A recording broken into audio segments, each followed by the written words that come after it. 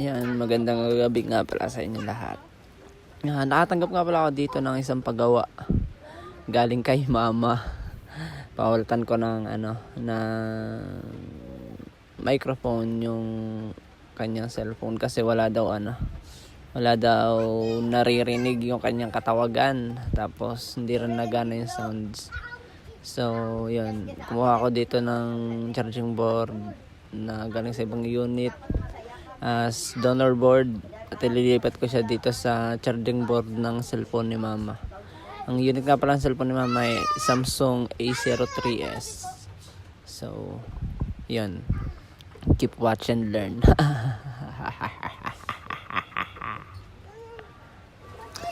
So, yan. Kung napansin ninyo, nilagyan ko na kanina ng packs at ininitan ko gamit ang hot air sa 350 degrees Celsius. At yan, ang hangin ay number 6. At yan, tuloy-tuloy lang. Tinanggal ko na rin yung mic dito sa charging board ni mama. At ipinalit ko yung nanggaling doon sa donor board. Yan. Tapos nilinisan ko lang ng lacquer thinner, brush, linis-linis. Yan. Tapos nakita ko na hindi pa pala masyadong nahihinang yung bandang likod ng charging port.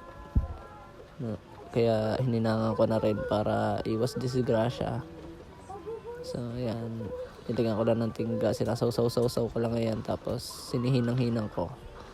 Hanggang sa, makover na yung butas. At makapitan na yung paanong, yung Type-C. Medyo nawala lang sa camera kasi nakapatong lang yung cellphone ko sa, sa ring light. So, ayan. Nililisan ko na ulit. At see the magic after this. Linis, brush. Linis na linis. Siyempre customer natin si mama. Kano kayo magandang isingil dito? Okay na siguro kahit mga 800 para may pambaon ako. Simula na bukas ng aking work immersion. So yan, nilagyan ko na rin ng UV light.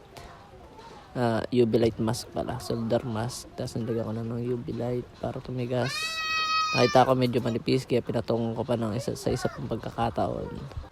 Nga pala, locals lang yung natin dyan, yung solder mask natin, kaya nakakailang ulit ako maglagay ng UV light. That's all for this video. Paalam.